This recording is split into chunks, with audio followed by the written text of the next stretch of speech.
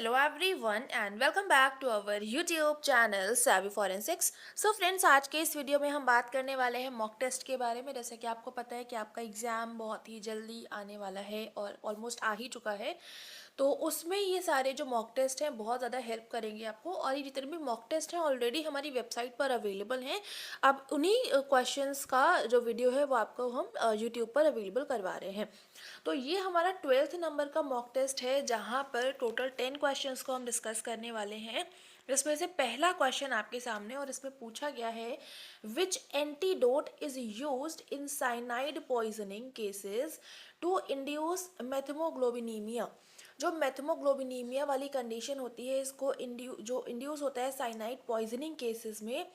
तो उसके लिए जो एंटीडोट होता है वो कौन सा एंटीडोट हम यूज़ करेंगे। सो बेसिकली एंटीडोट का मतलब होता है अगर कोई भी हमारी बॉडी के अंदर पॉइजन एंटर करा है तो उसको, उसके इफ़ेक्ट्स को माइनस करने के लिए, निगेटिव करने के लिए, कैंसिल करने के लिए, रिड्यूस करने के लिए जो भी हम एक्स्ट्रा मेडिसिनल चीज़ें बॉडी के अंदर एंटर करवाते हैं वो आपके एंटीडोट कहलाते हैं। तो यहाँ पर साइनाइड पॉइजनिंग के केसेस में जो एंटीडोट होगा वो होगा आपका सोडियम नाइट्राइट। तो करेक्ट आंसर हो जाएगा ऑप्शन नंबर बी। अब यहाँ पर अगर हम बात करें सोडियम नाइट्राइट की, तो सोडियम नाइट्राइट क्या करता है, हीमोग्लोबिन को मेथमोग्लोबिन में कन्वर्ट करता है, जो कि बाइंड करता है साइनाइड को more strongly than cytochrome C oxidase, और जितने भी टॉक्सिक इफेक्ट्स होते हैं उसको रिड्यूस कर देता है। तो यहाँ पर आपको ये चीज़ ध्यान रखनी पड़ेगी कि सोडियम नाइट्राइट हीमोग्लोबिन को मेथमोग्लोबिन में कन्वर्ट करता है, जो कि साइनाइड को बहुत अच्छे से बाइंड करके उसको आपकी बॉडी से बाहर निकाल देता है, बाहर नहीं निकालता है बेसिकली, जो उसके टॉक्सिक इफेक्ट्स होते हैं उन टॉक्सिक इफेक्ट्स को ये कम कर देता है। नेक्स्ट क्वेश्चन की बात करें, यहाँ पर कह रहे हैं which of the following poisons act as uncoupler of oxidative phosphorylation. जो ऑक्सीडेटिव फॉस्फोराइलेशन होता है इसके लिए अनकपलर के जैसे इनमें से कौन सा पॉइजन है जो कि काम करता है। तो यहाँ पर जो डाई नाइट्रोफिनॉल होता है डीएनपी, ये आपका अनकपलर ऑफ ऑक्सीडेटिव फॉस्फोराइलेशन के जैसे काम करता है। अब ये जो डीएनपी होता है, अनकपल का मतलब होता है जो भी केमिकल्स आपस में बाइंड हैं उनको अलग अलग करना। तो डीएनपी जो है अनकपल करता है ऑक्सीडेटिव फॉस्फोराइलेशन को by dissipating the proton gradient across the mitochondrial membrane leading to energy loss as heat. Next question की बात अगर हम करें, यहाँ पर कह रहे हैं what is the primary mechanism of action of cyanide toxicity.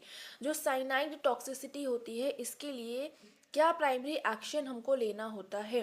तो यहाँ पर आपके सामने चार ऑप्शन है। पहले कह रहे हैं डिसरप्शन करना होगा न्यूरोट्रांसमीटर सिंथेसिस का, सेकेंड में कह रहे हैं इनहिबिशन होगा साइटोक्रोम सी ऑक्सीडेज का, सी में कह रहे हैं कॉम्पिटेटिव इनहिबिशन होगा हीमोग्लोबिन ऑक्सीजन बाइंडिंग का, और डी में कह रहे हैं एक्यूमुलेशन होगा लैक्टिक एसिड का। तो जो सबसे पहले हमको करना होता है वो होता है आपका जो प्राइमरी मैकेनिज्म होता है साइनाइड टॉक्सिसिटी का, वो आपका साइटोक्रोम सी ऑक्सीडेज जो कि माइटोकॉन्ड्रिया में अवेलेबल होता है उसका इनहिबिशन करता है। तो इस क्वेश्चन का करेक्ट आंसर हो जाएगा बी। अब यहाँ पर एक चीज़ ध्यान रखने वाली काफ़ी इंपॉर्टेंट कि जो माइटोकॉन्ड्रिया होता है उसके अंदर आपका साइटोक्रोम सी ऑक्सीडेज की अवेलेबिलिटी होती है। ये क्वेश्चन आपसे पूछा जा सकता है।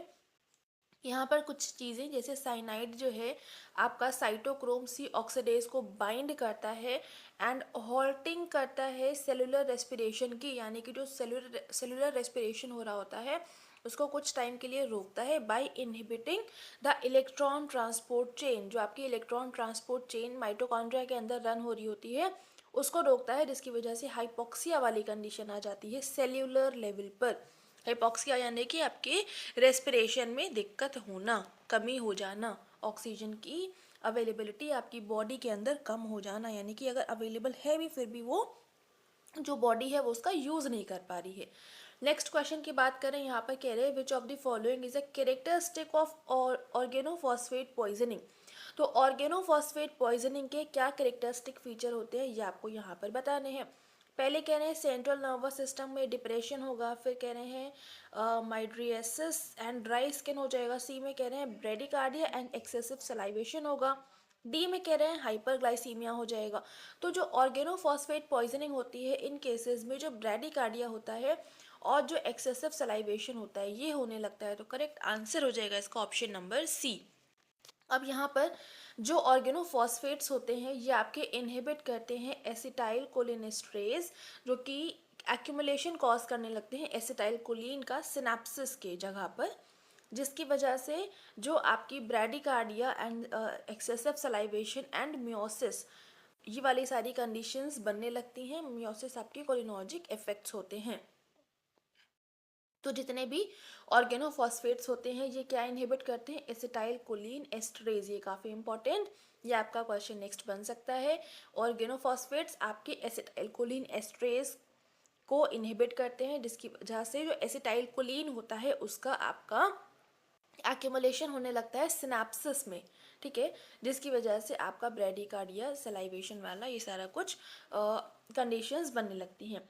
नेक्स्ट क्वेश्चन की अगर हम बात करें, यहाँ पर कह रहे हैं विच स्टैटिस्टिकल वैल्यू रिप्रेजेंट करती है strength of DNA evidence in court.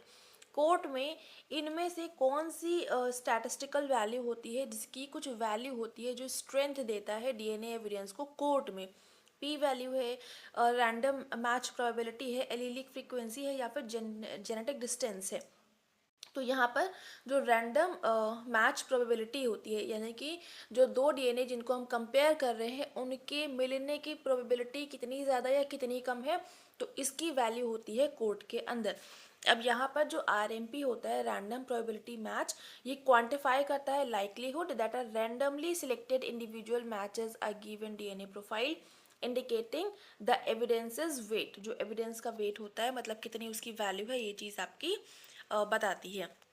Next question की बात करें, इसमें कह रहे हैं what is the approximate size of human mitochondrial genome. जो माइटोकॉन्ड्रियल जीनोम होता है ह्यूमन का, उसका अप्रॉक्सीमेट साइज क्या होता है, तो ये होता है आपका 16,500 base pairs. Correct answer option number B. तो 16,000 एग्जैक्ट अगर हम बात करें तो 16,569 बेस पेयर्स का साइज होता है ह्यूमन माइटोकॉन्ड्रियल जीनोम का। और यहाँ पर एक रफ एस्टिमेशन दिया गया है, तो करेक्ट आंसर हो जाएगा option number B. Next question यहाँ पर कह रहे हैं what is the purpose of using DTT. DTT क्या है, dithiothreitol in DNA extraction from semen. तो जब सीमेन सैंपल से हमको डीएनए को एक्सट्रैक्ट करना होता है, वहाँ पर जो हम डीटीटी यानी कि डाईथायोथेरिटॉल को यूज़ करते हैं, इसका क्या पर्पस होता है। तो यहाँ पर ऑप्शंस में क्या कह रहे हैं, to digest protein, to break disulphide bonds in sperm heads, to remove cellular debris, to denature DNA. तो यहाँ पर बेसिकली जो डीटीटी होता है इसका काम होता है जितने भी डाइसल्फाइड बॉन्ड्स होते हैं स्पर्म हेड में उनको ब्रेक करना, ताकि जो डीएनए है वो बाहर आ सके। तो करेक्ट आंसर हो जाएगा ऑप्शन नंबर बी। अब यहाँ पर आगे चलते हैं। अगर यहाँ पर ना एक चीज़ काफ़ी इंपॉर्टेंट है, आप थोड़ा सा इसको ध्यान दीजिएगा। यही जो ऑप्शन में बोला गया है, जो आंसर है इसका, कि स्पर्म हेड में डाइसल्फाइड बॉन्ड्स अवेलेबल होते हैं, इसको याद रखिएगा। ये अभी तक क्वेश्चन बना नहीं है, तो हो सकता है इन फ्यूचर आपके क्वेश्चन बन जाएं। तो स्पर्म हेड में आपके डाइसल्फाइड बॉन्ड्स अवेलेबल होते हैं, इस चीज़ को थोड़ा सा आप लोग याद रखेंगे। आ जाते हैं नेक्स्ट क्वेश्चन की तरफ। और यहाँ पर कह रहे हैं what is the role of magnesium in PCR reaction. तो जो पीसीआर रिएक्शंस होती हैं वहाँ पर मैग्नीशियम का क्या रोल होता है, ये पूछा गया है आपसे। चार ऑप्शन दे दिए गए हैं कि ये एक्ट करता है को फैक्टर फॉर डीएनए पॉलीमरेज, ये प्राइमर एनीलिंग को इंक्रीज करता है, ये डीएनए डिग्रेडेशन को इनहिबिट करता है, या फिर ये डीनेचुरेशन को इंक्रीज करता है, इन्हांस करता है। तो पीसीआर में जो मैग्नीशियम अवेलेबल होता है उसका काम होता है एक्ट एज अ को फैक्टर, एक को फैक्टर की तरह काम करना डीएनए पॉलीमरेज के लिए। तो करेक्ट आंसर हो जाएगा ऑप्शन नंबर ए। अब जो मैग्नीशियम आयंस होते हैं ये बेसिकली इसेंशियल होते हैं एंजाइमेटिक एक्टिविटी को करवाने के लिए। जब डीएनए पॉलीमरेज में डीएनए पॉलीमरेज वाली प्रोसेस हो रही होती है पीसीआर के टाइम पर, तो वहाँ पर जितनी भी एंजाइमेटिक एक्टिविटी होती है उसको परफॉर्म करवाने के लिए जो आपका मैग्नीशियम आयंस होते हैं ये यूज़फुल होते हैं। तो correct answer option number A. Next question की अगर हम बात करें, इसमें कह रहे हैं which type of DNA damage is specifically repaired bye photo reactivation. तो यहाँ पर कह रहे हैं कि इसमें से कौन से तरह का डीएनए डैमेज होता है जिसको हम रिपेयर कर सकते हैं फोटो रिएक्टिवेशन की वजह की यूज़ करके। तो ऑप्शंस में single stranded break, double strand thymine dimers और डीप्यूरिनेशन। तो यहाँ पर जो आपका थाइमीन डाइमर्स होते हैं, ये थाइमीन डाइमर्स, ये वाला जो डीएनए का डैमेज होता है, यहाँ पर हम फोटो रिएक्टिवेशन के थ्रू जो रिपेयर होता है वो हम कर सकते हैं। तो करेक्ट आंसर हो जाएगा थाइमीन डाइमर्स।